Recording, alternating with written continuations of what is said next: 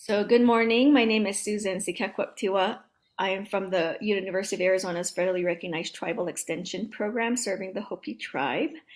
And we are going to be offering a workshop today called Passive Solar Greenhouse Principles. Today is Sunday, April 25th, 2021.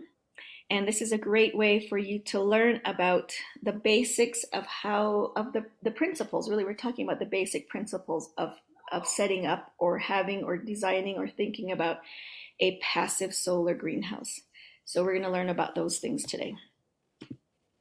So some of the objectives we're going to learn about is a quick review of types of greenhouses, review very briefly though the uses for greenhouses, because we could do a whole nother class on just that. And then the most important thing today is learning about the passive solar greenhouse principles: orientation, insulation, glass, mass, and actually ventilation. I didn't add that fifth one in there, but we'll get to those. We'll spend most of our time learning about the principles. So let's talk about what a greenhouse really is. When we think about greenhouses, this is usually what comes to mind. It's a structure that has glass on all four sides. This is a very long one. This actually has a footing or a base that the structure sits on. It collects heat and it collects warmth, and it's usually used to grow plants. So a conventional greenhouse really is a glass building. This is the real definition of it: a glass building in which plants are grown that need protection from cold weather. So a conventional greenhouse is surrounded completely by glass. The whole thing is glass. So at night, inside temperatures usually follow the same temperature as it is outside. And then during sunny days, that space will trap and increase the temperatures, making it warmer. So most conventional greenhouses need additional heating and cooling elements to manage or stabilize those temperatures. As you can see, this one doesn't actually have any other contraptions like a air conditioner or a heater or a fan, but those are usually found on more conventional greenhouses. A conventional greenhouse is a permanent placement. I mean, once you build it, usually you can't move it. They're very, very sturdy structures. They're not meant to be moved. So once you place them, they're going to be there forever. So that's just one of the things to know about a conventional greenhouse. In a conventional greenhouse, you can grow above the ground. Many people do grow above the ground, and a lot of them have a floor of some kind, usually a concrete floor, something that's flat. But that's not always the case. This is just kind of a real general overview of a conventional greenhouse. So here's a picture of a commercial greenhouse, huge, way bigger. I don't know how wide or long it is on the other side, but you can see fans that are probably powered by electricity of some sort to move some air around. If you look real close, you might be able to see some plants in there growing. A lot of our vegetables in a grocery store, this is how they're grown in a greenhouse, because we're managing those temperatures to ensure a yield. I'm going to bring up a hoop house and a high tunnel here. It's not really a greenhouse, but when we start talking about greenhouses, we're really looking at modifying and creating a space that we're going to begin to manipulate. So hoop houses and high tunnels are kind of in that range. They're not greenhouses, they're a little bit different. So I'm just going to give a quick snippet of what a hoop house is. This is a picture of a hoop house or a high tunnel. They're both called the same thing. And what happens is they take a rail that was at one point straight. This rail right here was a straight, very strong, straight metal bar, and they bent it into a hoop, hence the name hoop house. So you have several of those that go down the line that provide the frame. The wrapping can be different. It can be a plastic wrap, it can be a shade cloth, and that wrapping will determine the temperature ranges throughout your growing season. These are also designed to grow food, right? Grow vegetables. But hoop houses are not as permanent as a conventional greenhouse. When they first started making them, they were very temporary. You could pick it up and move it somewhat or dismantle it and bring it back up. However, in our northern Arizona region, they actually are made way more sturdier because of our winds. So they actually are becoming more permanent. Once you put them in, it is hard to move them because you want to make sure that whatever you're building does not get blown away. So we're anchoring them down. We have foundations now, so they're now becoming more permanent. We use them to grow directly in the ground to extend our growing season. But you can use them also to grow transplants or harden off transplants. So there's different reasons and different uses for a hoop house or high tunnel. So here's a picture of a hoop house that has food growing right in the ground. Whatever they wrapped it with will define what the temperature is and gets in that space. Here is our good friends from Ashoka Garden, Kim Koshtin. She uses a hoop house with this is kind of a shade fabric, or almost like a tarp fabric, to harden off transplants. This is very cold. Look at, we all have jackets on, so it's winter time. She's got a hat on, and she's still using this space to harden off transplants. You can't see them because they're in this box, but I just show you the space, and it's cold in there, but we can still use it when it's cold. Here is a hoop house in Tesuque, the village of, or pueblo of Tesuque, which is north of Santa Fe. They've created hoop houses to manage the temperature so they can grow more fruit in the area. People do this to avoid early frosts that happen, that come in and kill the early buds. So these are about 3 years old now, so they probably have more data on how well they're doing, but this is a much bigger one. Growing trees is a whole nother thing in a hoop house, but I'm just showing you this is what's possible. And here's another example. This is transplants that are hardened off in a hoop house space. So you have the layering of the hoop house, then we have another blanket covering to give these plants some little bit more warmth. So there's all different ways in which we can use this. And I can't go on any further without featuring our new hoop house at the Hopi Extension office. Our office is located at the Peace Academic Center in Kirotsumovi. And once we get back to in-person work, we would love to have you come join us if you're local and help plant in there, help see the space, understand how it is to grow in it, because there's no better way to learn how to do this until you're in those spaces. So we have shade cloth, there's a couple beds, there's a window at one end and a door at the other.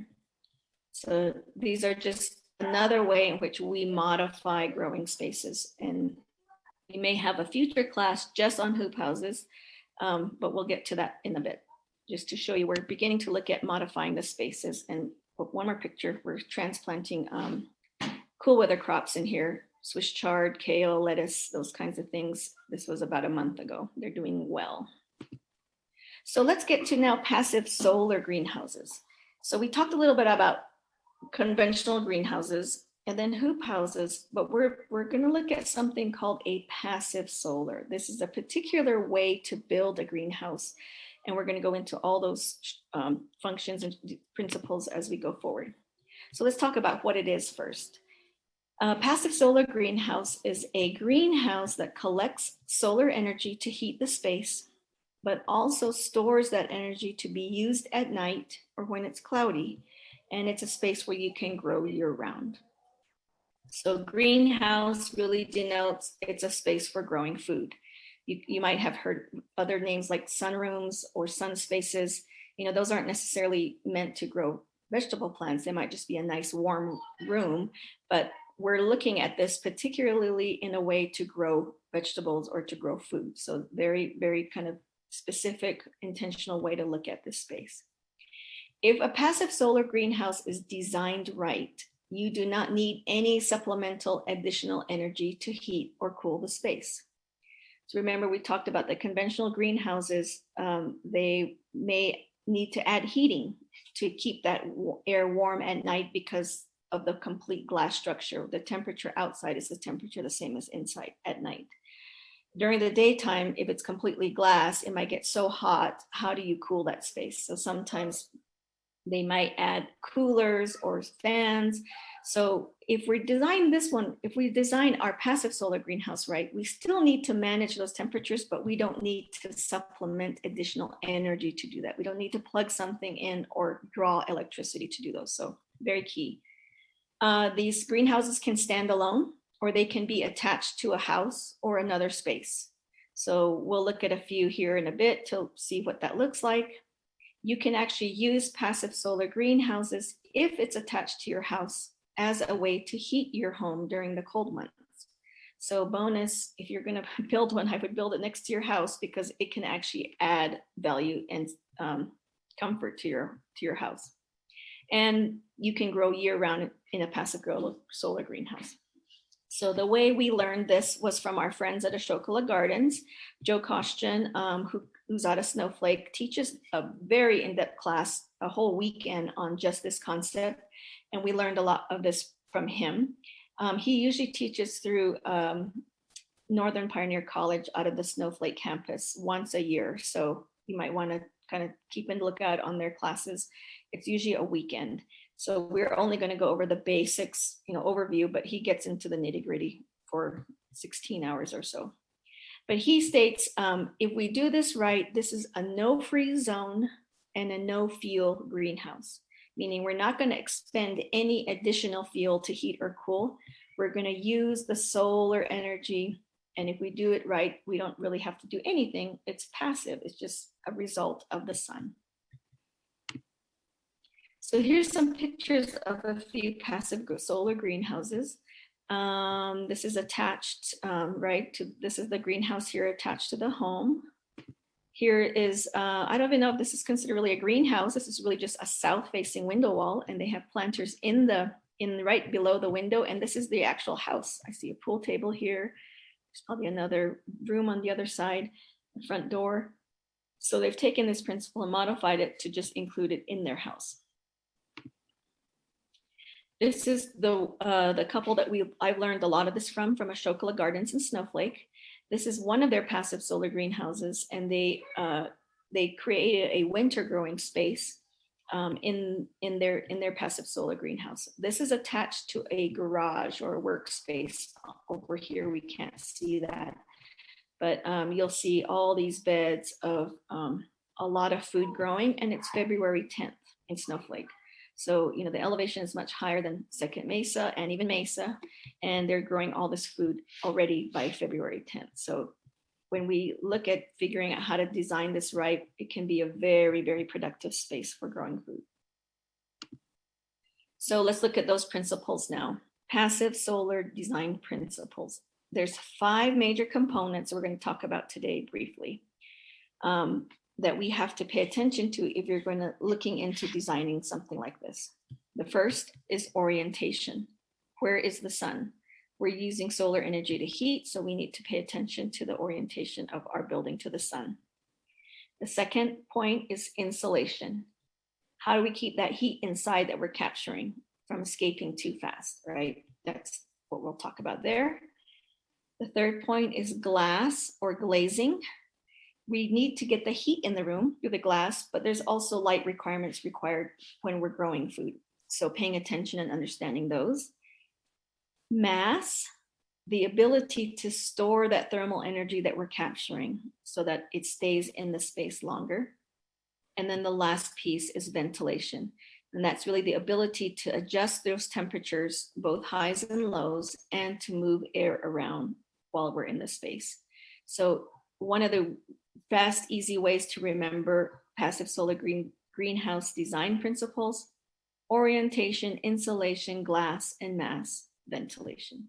Orientation, insulation, glass, mass, ventilation. 5 words. Those will begin to help you guide you on how to make sure that we're going to do this the best way we can. So let's start with orientation. Where is the sun? Right, that's the biggest factor we have to remember, is where is our sun? In Arizona, we're very lucky, we got lots of sun. So we live in the northern hemisphere, so our sun will be on the south side of the sky.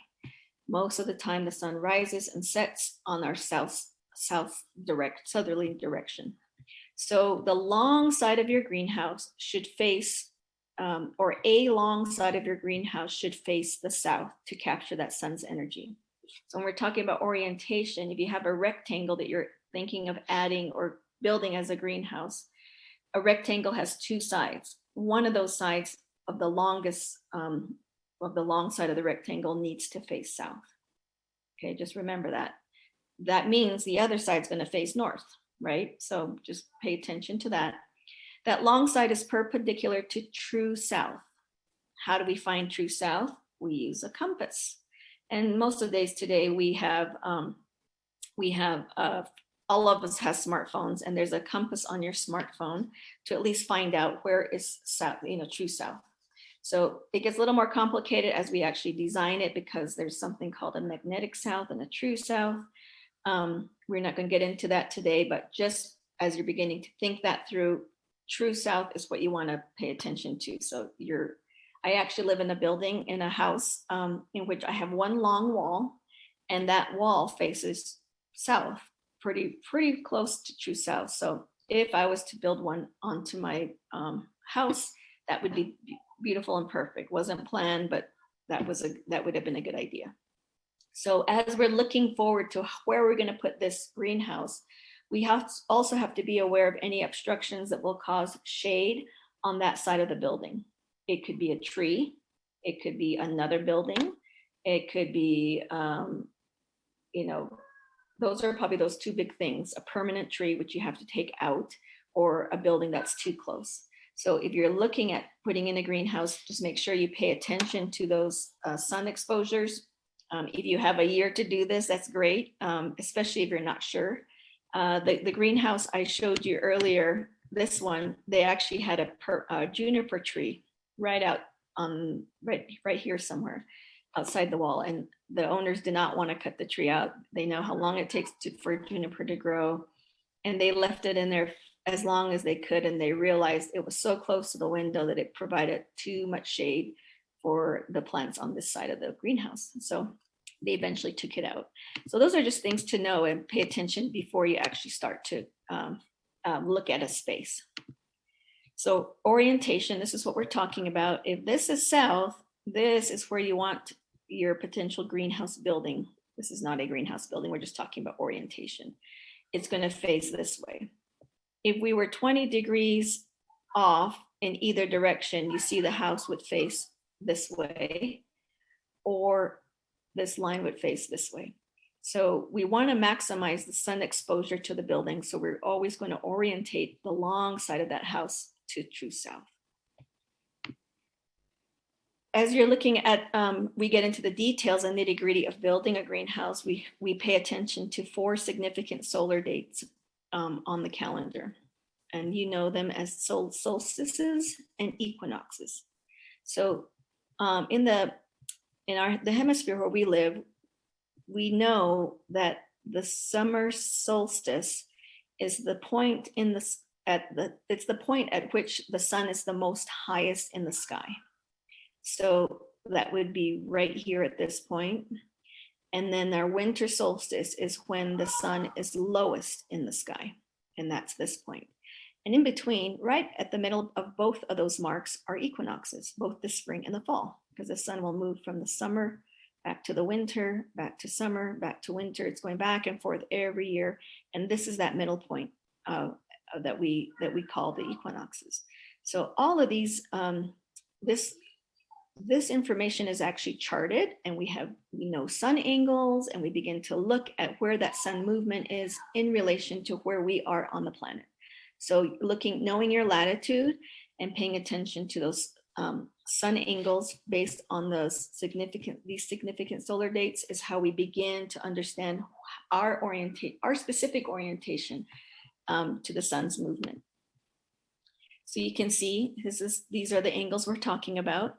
If you chose a latitude, you'd have to find out the latitude of Mesa, Arizona, or Second Mesa, Arizona, or Rapid City, Wyoming, which I think one of our members is now, participants now lives in.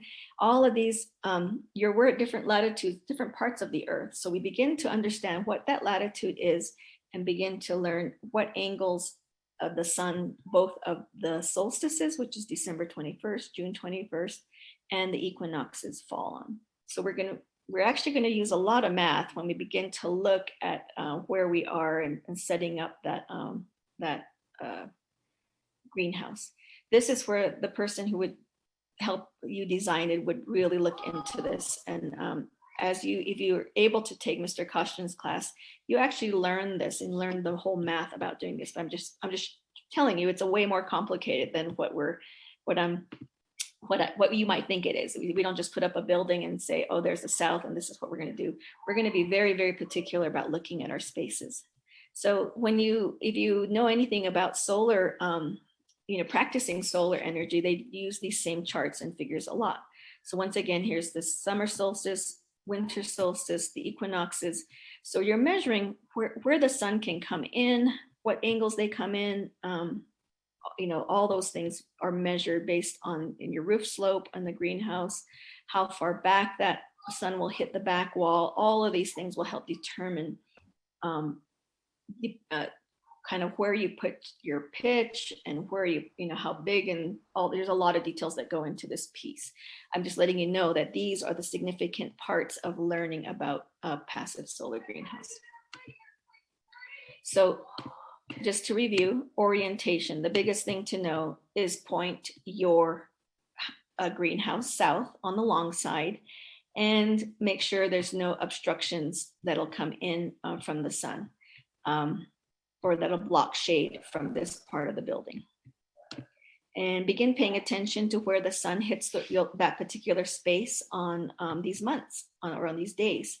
So if you have a space that you're already thinking of building, you could either put up a stick or you could look at the wall of an existing building and say, I'm going to mark where the shadow lines hit exactly. If my roof is 10 feet tall, that shadow line is going to hit this wall at this point. You can start looking and playing with those ideas before you build it.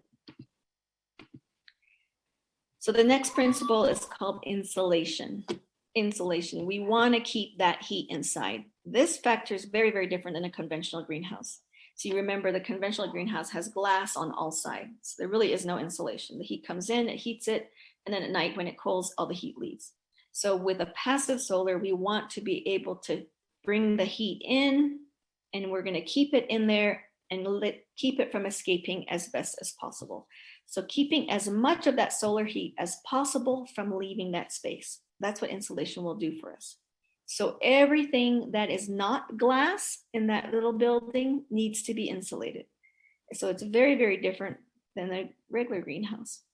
And when you start looking at insulation, you're going to hear something called the R value. And an R value is just a way to measure insulation, and what it really does, it stands for resistance. So they're trying to understand the resistance of the flow of the heat out of that, whatever that insulation is. So every material has a different resistance. It takes longer or shorter for heat to leave particular materials. And so when they measure that, that's called the R value, standing for resistance. So there's different zones of insulation. As we look at the greenhouse itself, we definitely need to insulate the foundation. So a greenhouse actually will have a foundation. Sometimes they're called stem walls. Those are the walls that are in the ground, and then the upper walls sit on top of it. That particular piece needs to be insulated to not allow heat to escape out of the ground. All the floors will be insulated up to some point. The ceiling, that's the part that's not glass or glazing, will be insulated. Any duct work you have or windows, joints and vents, all those things need to be insulated.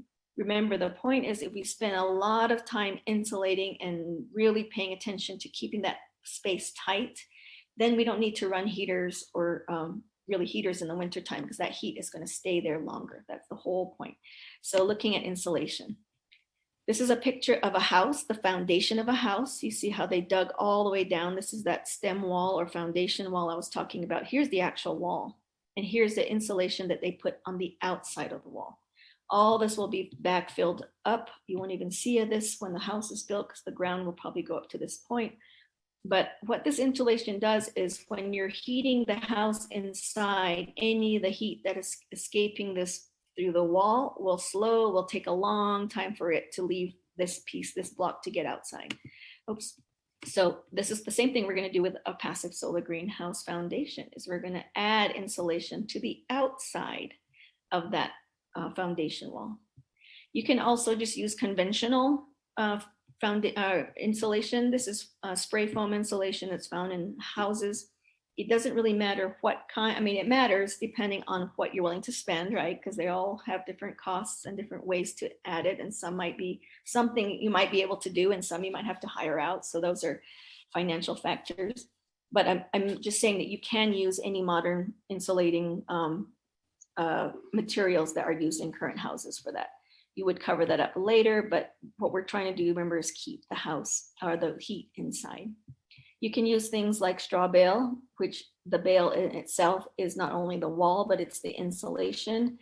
It takes a long time for the heat to transfer out of that from the inside to the outside. So there's different materials you can choose to use to help keep that heat inside. That's the whole point, is we want to, whatever that solar gain that's coming into the building, we're going to leave it, keep it in there and let it, we can decide how much and when we want to leave it, but the insulation is going to keep it there as long as possible. So the third point we're going to talk about is glass or glazing.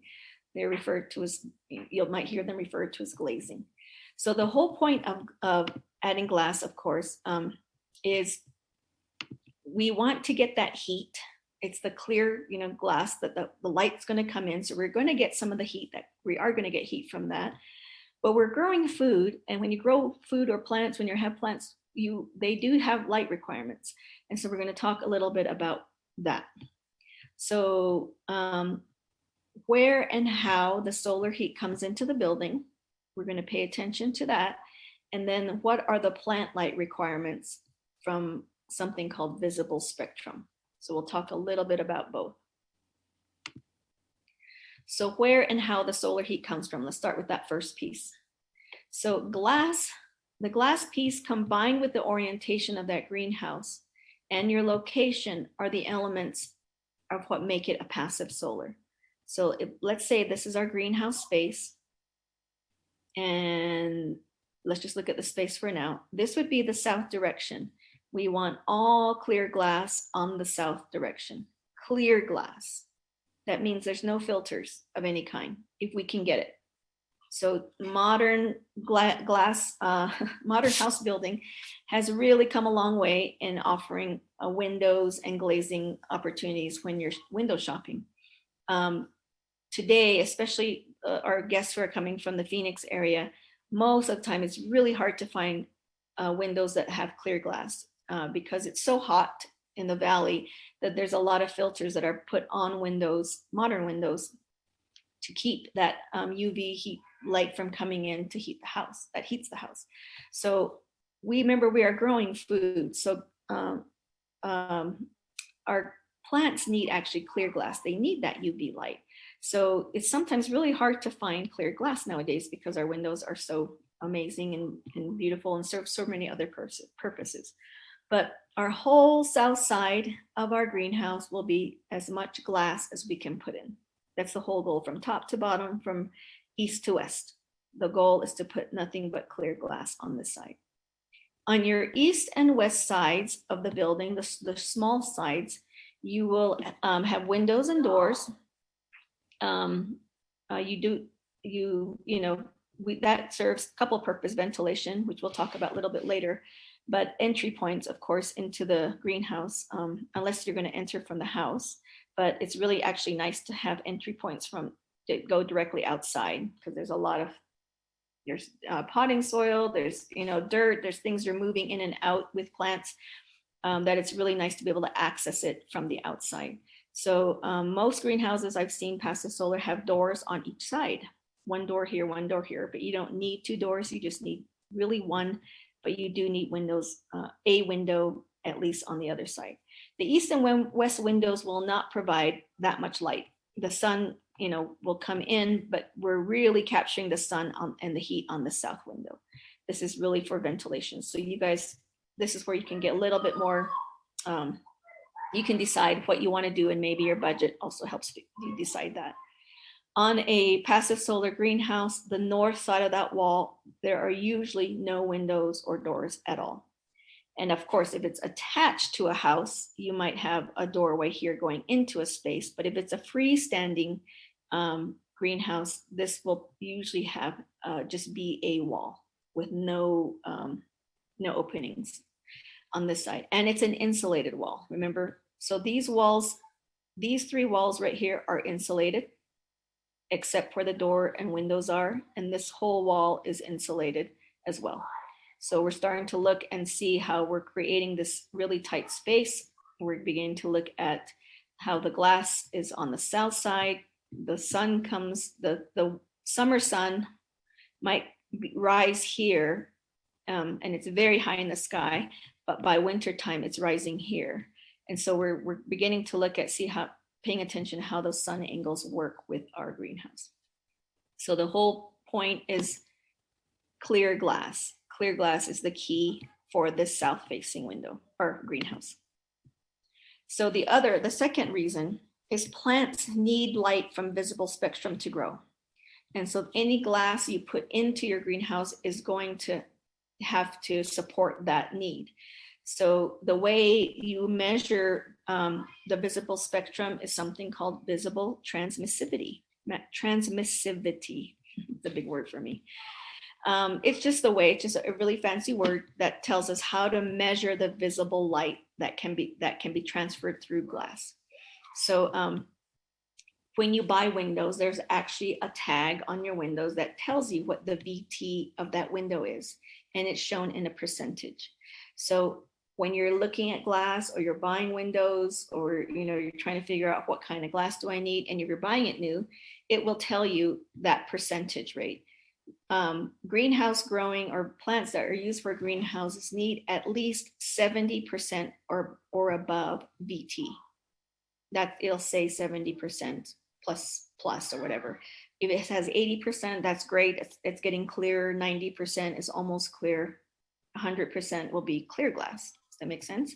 So it's usually shown on that frame or window tag. If you are buying a brand new window, you'll see that percentage, and that's telling you the VT, the visible transmissivity, how much of that visible light, that visible spectrum light can come through that glass. So low E windows, we see those a lot nowadays when we're looking at home building. They only allow 30% VT. So please, please, please do not use low E windows, especially on the south side of your greenhouse. You will notice your plants will tell you very quickly whether they have enough of the visual light spectrum light coming through. You know how our plants get really, really leggy when we're trying to grow them inside? They get like tall and lanky, and they have maybe few little leaves, but their stem is really, really long. That's a sign of a plant not getting enough visible spectrum light. So we can have it right in front of a window and it's getting some heat, but it's not getting that visible spectrum light. And so it's still like looking for it. That's a really good sign of that. So you'll have a lot of leggy plants. They won't do well. They won't survive really. And so the couple that taught me this information, they do a lot of consulting, and this is the place they find the most problems with people doing their own work, is they don't really understand this piece if you're growing for food, right? So just remember the VT measurement needs to be 70% above. So what happens if I'm using used windows? Like, how do I know what the VT is? Because I don't have a tag anymore. The window's been in a building for a long time. I took it out. How do I know that? So there is a tool called a DR meter, which you can, which will help you read that VT percentage. So if you're in the Hopi community, Extension actually does have a DR meter. We purchased it just for this reason, because recycling used windows is perfect for this operation of a passive solar greenhouse. So if you're in our community, what I can do is bring the DR meter and help you read what that glass looks like or what that VT percentage looks like. But if you're not from the community, maybe you can check your extension programs in your area, or you can just buy a DR meter. The one we purchased was about $50. And all you do is when you have a window up, you put it facing the sun and you hold the DR meter behind it. It takes a reading, and then you do a little bit of math to find that percentage.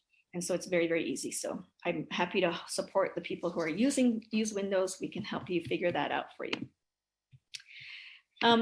So you're gonna definitely measure the VT of the glass before you use that glass, put it up, or before you purchase windows.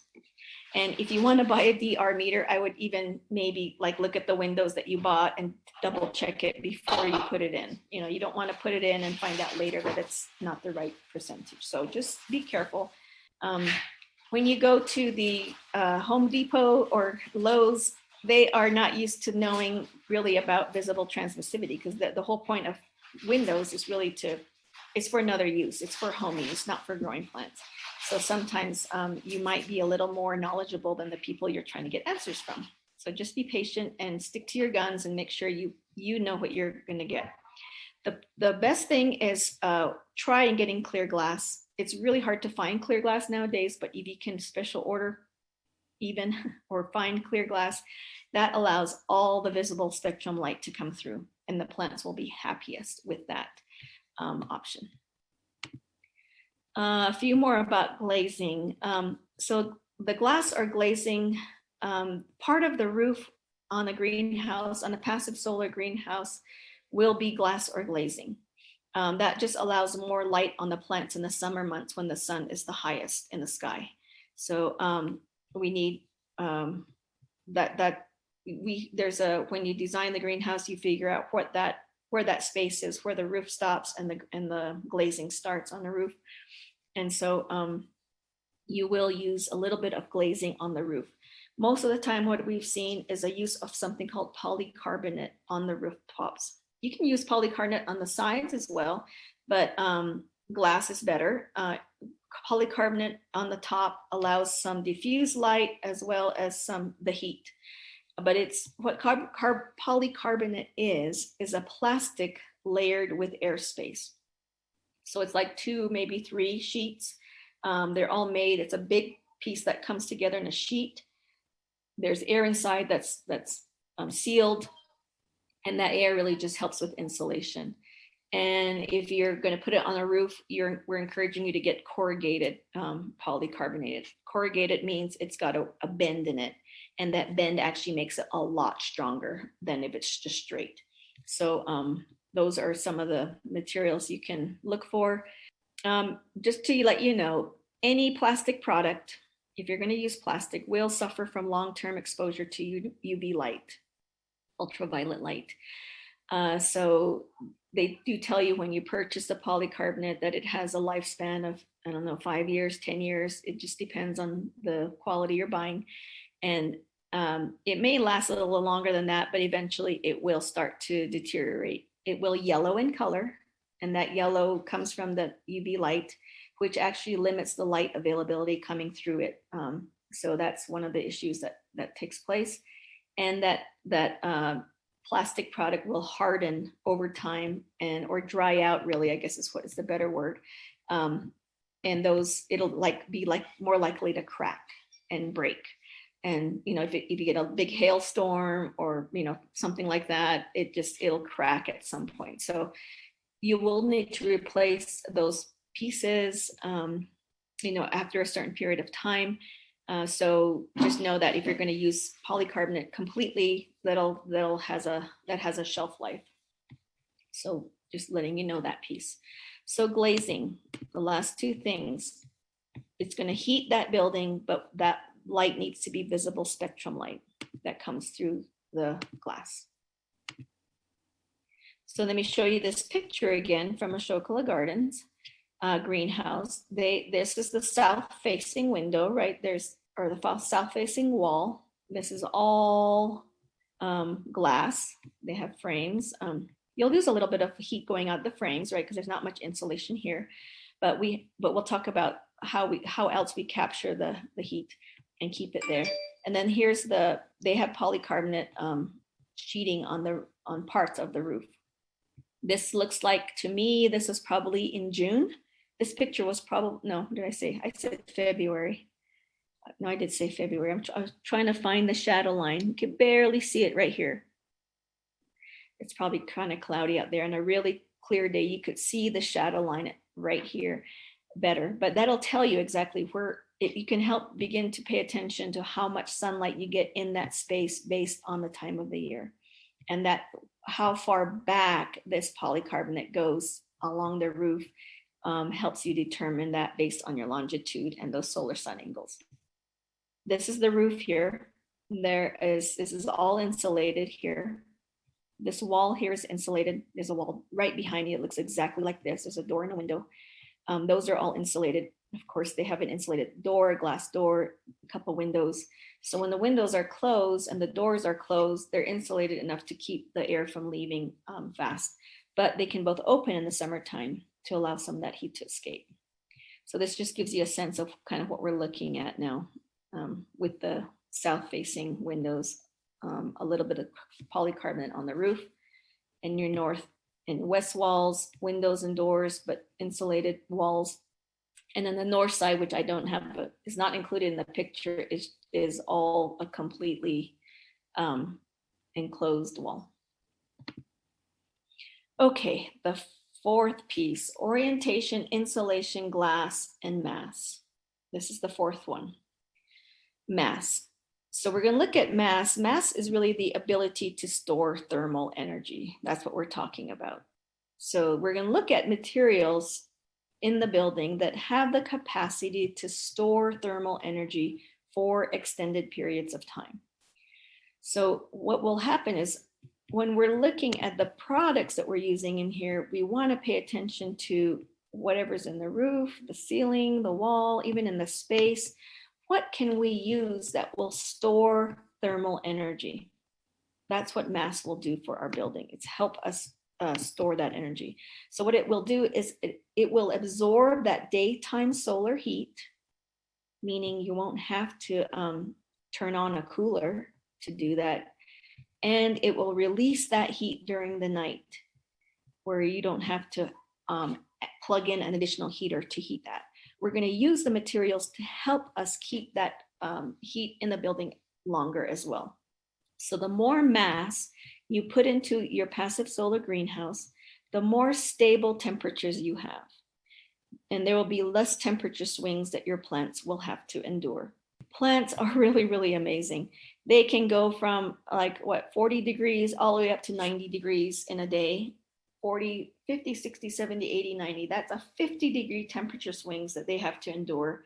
If they were starting at 40 that night and go all the way up to 90 and go back and forth, they're doing that all day. If they're outside, that's what happens right now.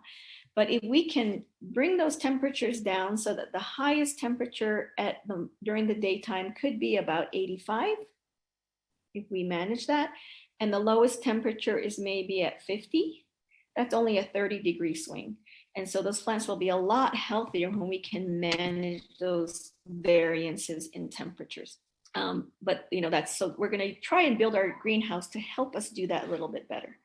So how mass works is it's really a battery. Mass in a building is a battery that will collect and hold that heat and then slowly release it over the course of the evening.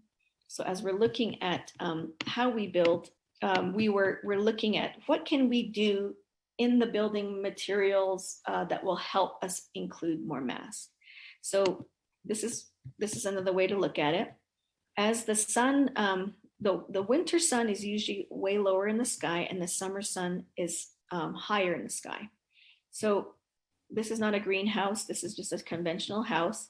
But what happens is when we take that winter sun that's lower, it's gonna enter into the space and hit that back wall, hit the floor, hit the ground, hit the foundation. And if we build this right, and this is all mass, something that's going to absorb that heat like a battery, what will happen in the wintertime is this will all get heated up during the day. And when the sun's gone, these arrows will turn around and release that heat back into the space at night. So we're going to really look at what materials can we use that'll help us capture that energy, thermal energy. Here's another picture of a conventional greenhouse versus a passive solar. A conventional greenhouse has glazing on all sides. So when the sun comes in, it heats the space, but it also goes right back out. The light rays and the heat rays goes right back out.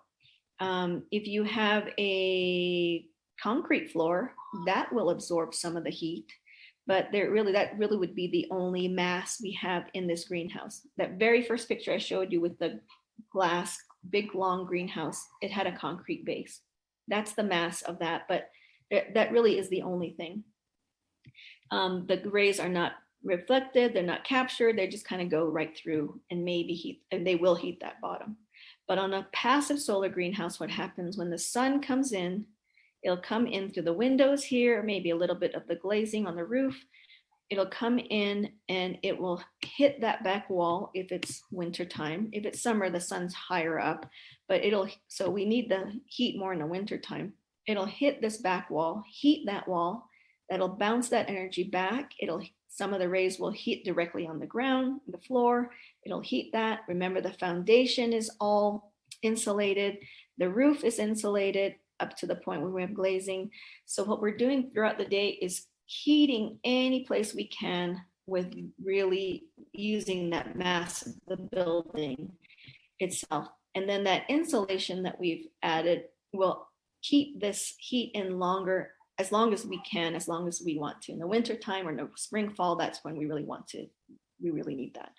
So the solar rays are captured, they're reflected, they're magnified, and then the solar energy stays there. So you have 44% more chance of keeping that heat and energy with a passive solar greenhouse compared to a conventional greenhouse. So mass. What are some of the materials that we can consider in the walls and the floor? That's really where we're going to be looking at capturing and storing that energy. The types of materials we can consider is concrete. Concrete's fine. It's all rock. Or stone. It's a bunch of things that are mixed together that become solid. Rock and stone. Separately, if you build a rock wall, for example, or a stone wall, we're not talking about the fake facades, right? We're not going to put up a facade that looks like rock. That's not going to serve us any purpose. We need the real rock or the real stone. You can use metal as well. Adobe or cob are also really good factors for this. And then water. Water is also a really good factor for this. So we really can't build water walls, but there's other ways in which we can use water to capture that thermal energy. So if we're using a cinder block, for example, which is a really common way to build, we want to, cinder blocks have holes, right? There's a cinder on the outside and there's 2 holes where we run rebar for strengthening. We want to fill that cinder block with concrete.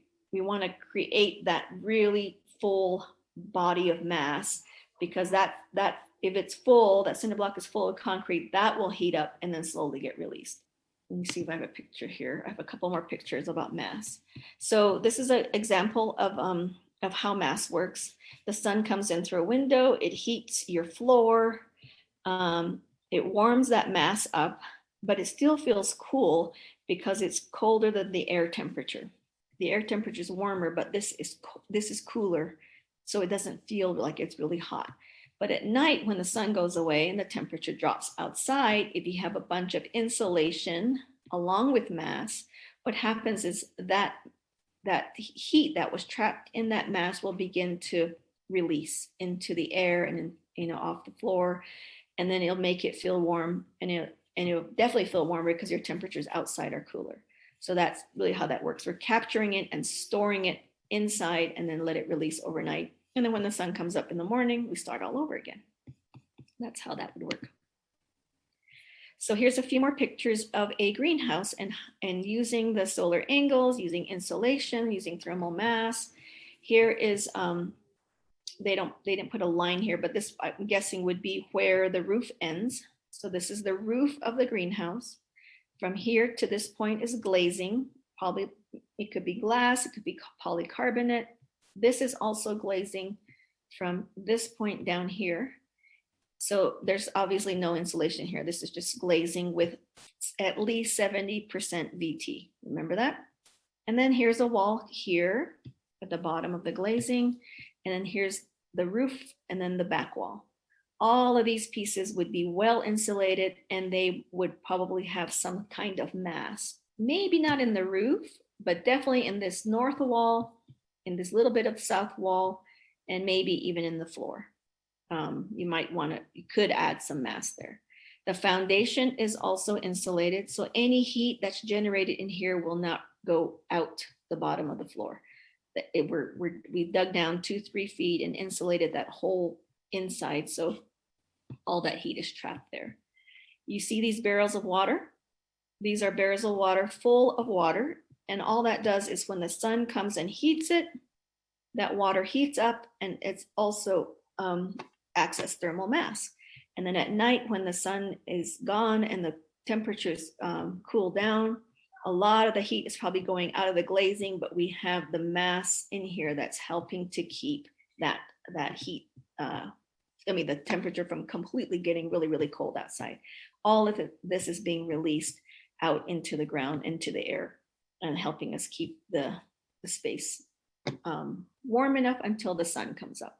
So this person has beds, raised beds. They're not growing in the ground, but they chose to use in raised beds. And so this gives you a sense of what a side view of a greenhouse, passive solar greenhouse, might look like. The last piece: orientation, insulation, glass, mass, and ventilation. So we do ventilation allows us to adjust our temperatures in that space and to move air around. So remember we mentioned earlier, if we build our passive solar greenhouse right, this can be a no fuel space, meaning we don't need to add any additional fuel to heat or cool the space. We're going to use principles that'll help us really passively use the energy that's already being collected from the sun. So air circulation, what that does is moves cold and warm air around a room, allowing you to cool the space. So as we're looking about how can we use circulation to our ventilation for our benefit, is looking at how we orientate the space. This is a graph of air movement for prevalent winds coming from east to west. If you know that that's how your air may flow in your area from, in this direction, generally this direction, we're going to line up walls. We're going to line up our entry and exit points to help utilize that air movement direction. Look what happens when we do it perpendicular to air directions. We begin to block that air movement flow from coming in, which means we create pockets of hot space in here where no air can get out, or we have to add additional fuel related places to move that around. So we're going to look at this principle of opening space and allowing cross ventilation to happen. So here's another picture of another greenhouse. There's several things we can do. There's a bunch of different things we can do. In this particular case, they added a cool air intake here at the bottom, which brings air in and brings it up into this space. I think one of the principles we all remember learning at one time is hot air rises. So as this space gets heated and started to get used, mostly for the most part, the hot air will get to the top. So we will sometimes add a roof or a window vent to allow some of that hot air to escape. We can also add this door on one end, a door on the other end. This is only a 2-dimensional drawing, so it's not 3D, but we had doors on each end. We could open both of those doors and allow the air to come through. We'd have to, knowing when to do that is just something you would have to learn as you begin growing in this space. But this is the thermal mass wall they have built on this side. They have one big hoop instead of a wall and a roof. They've chosen to do this way. So this is a nice little idea, a similar idea using the passive solar principles. But roof venting, windows and doors across from each other help move that air around. And then you can also use, this is the coolest thing about a passive solar greenhouse, you can use it to heat your house. It's just a really big heater, really is what you're generating as a space to gain solar and thermal energy. And so as the sun comes into the greenhouse, this space gets very, very warm.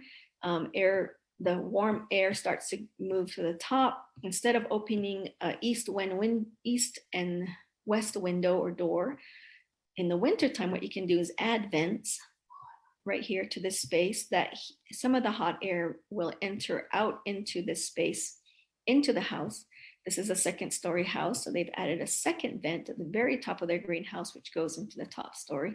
So all the hot air moves from here up into the house, and they probably have some kind of circulation system in here.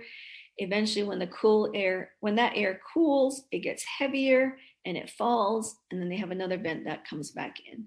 So using the space to actually generate heat for your home is one of the most, I think, coolest. I mean, growing food is cool. Growing food year round is really cool. That's really why we're here. But if we can add something that will bring more, less fuel space to heat and create a more comfortable house, I'm all for that. That's really great. So just to review, passive solar greenhouse design principles: orientation, insulation, glass, mass, and ventilation. Those are the 5 things that you need to pay attention if you're looking at building a passive solar greenhouse. Digging down a floor before you actually put in a floor is putting in several layers of polystyrene, I think is what it's called. It is an insulation. It's like a foam board. It's like a harder board of foam, and it is designed just for insulation. So you can dig down into the ground and lay some of that down before you then add on top of that, gravel and some of that foundational stuff, and then build the floor on top of that. So that's what I've seen as well.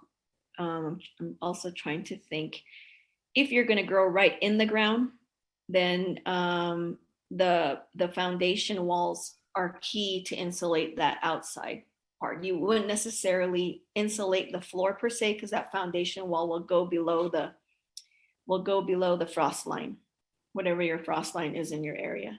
You insulate from the outside, and then you would grow directly in the ground, and then have other ways to capture some of that solar energy. But if you're building a floor, then we can dig down, add some insulation, polystyrene board, I believe.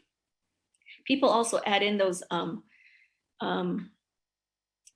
there's tubes that you can add. There's a solar floor heating system where you can, it's a whole system you can put in that pipes hot water into the floor. That's a whole nother layer of work, and it probably expense, but that people do that too as well, to add heat to the floor. Do you think it'll make a difference if I dug into the ground, set the greenhouse into the ground some? Yeah, people do that. You just have to be careful of the shadow that the south wall will create, because the floor is lower than the horizon, and we kind of run it. You would probably lose that whole the south wall. You would lose any growing space there because there's no sun hitting that. I don't know what that angle would be depending on how deep. Does it make sense? So yeah, I know there is a mechanism where people dig down into the ground and build a roof over it. Those don't work as well here, and I can't remember why. Several people have done it and tried it, and there's been some issues. It's just better to build it above the ground, use that sun, but insulate the ground. Right. Thank you. I have a passive solar. I mean, it's not fully passive solar. I've worked on this idea with a very small project here at my house, and we didn't want to spend a lot of money, but we really want to learn a couple things. What can we do with a greenhouse space if we build one using some of the principles and not spending a lot of money? So we just used pallets as our walls, and then we also wanted to learn how to make cob as a material, a building material. And so we hired a couple local people to help us infill those pallets with cob. So the cob is the mass that we're creating in the space, and we use nothing but recycled windows. And I had the DR meter to measure the VT, and so that worked. The only thing the one thing I knew, I didn't plan to do it, and I knew it'd be a problem, and we're finding that's true, is we did not build a foundation for it. The pallets just sit right on the ground. we're not growing in the ground. I'm using as transplants. So I have tables that they sit on that are higher. There are a lot of issues in the wintertime. I cannot, everything it's beautiful in the daytime, but as soon as the sun goes down, that space cools really fast because all the heat's just going right out the floor on the ground. And our roof isn't insulated yet either. So that probably wouldn't matter anyway in the winter because all the heat would just leave in the ground. So it works. It's not a true passive solar because obviously I didn't follow all those principles, but it was really a chance for me to kind of gauge and play with the idea a little bit. And it works for a lot of other things. We can dry food in there. It gets like 100 degrees, even in the winter months. If we close the whole thing up, it's really hot. We can dry food in there really great. But I can't leave my plants in there overnight when it's below freezing because the greenhouse just becomes the same temperature outside as it does inside. Okay, there's a question. Has anyone used mirrors or reflective material on the solid back north wall? I probably would not use mirrors or reflective material. What I would want to do is paint that black wall black or do something, so this is when we're getting into some of what are we using that piece for. That back wall is really the solar mass. We're trying to gain some of that. We're really using that back wall as a way for us to heat a solar mass. That north wall is our solar mass wall. So if we do things like color it dark, which we all know, we've all worn a black dress or a black jacket, black pants outside in the sun, and it's like hot. That's what happens is that black color will hold and get that wall really, really warm and then slowly release it at night. So we don't necessarily need to reflect that light out because the light is already coming in and the plants are getting enough light. We just need that light the heat, really, the UV from the heat, the thermal energy from the sun to heat that wall, not necessarily reflect it. The Kim and Joe Kostian who's teaching me a lot about passive solar greenhouse design and growing. Joe is the designer. He's been doing this work for a long time, and Kim is the grower. And so together they figured out with these principles, and they don't use reflective material at all. They never had. There's enough light that the plants need with the kind of glazing and glass we're talking about. And it's really it's just really capturing the heat is what that purpose of the masses. So this is that first one we mentioned, that conventional one. Glass on all sides, look like they have a venting system where maybe they can open a window or let some of that heat out. Looks like the doors slide open on this side. I can't tell from the other side. But it's just, they have tables. They're growing on top of the ground on tables, it looks like. And then the conventional one, which we really can't see. What was the base? Concrete. Looks like concrete to me, but I can't really tell. Okay. Yeah. So here's a really nice passive solar greenhouse attached to a house. You can see they have a lot of shade and looks like Flagstaff maybe. And I don't know where this is, but there's a lot of pine trees that are very tall. So they're adding shade to this. It's very hard to cut down a ponderosa pine though. So I don't think that's probably even a feasible idea, but you can see how they have windows on all sides. They don't go all the way to the bottom. They have a 2-foot space at the bottom and a little bit at the top. Windows on each side, a door on each side looks like, and I can't tell that's a door into the house or not, but those are just things to look at as we start. Now that we've talked a little bit about all these principles, we can begin to see some of these in action in some of these pictures. Here's another one. So I'm guessing this is the south facing of the house, right? Looks like it attaches to what is a garage. Windows all on the south side. Looks like they might have a door on the east side. The west side doesn't have nothing but a vent. And looks like they have no glazing on the top. This just looks like maybe a metal roof. So the windows are slightly slanted on this one, but they are growing something in there, maybe tomatoes. And this one is a really neat idea. All they've done is taken their south side of their house and made all windows. So this is not an attached greenhouse. It's just really a south-facing wall of windows in which they put a planter bed. So I have house plants in here too. I'm sure that generates a lot of heat for this space, and looks like it's somewhat of an open concept. There's no walls blocking any of the heat that's generated from this window. I think there's one more.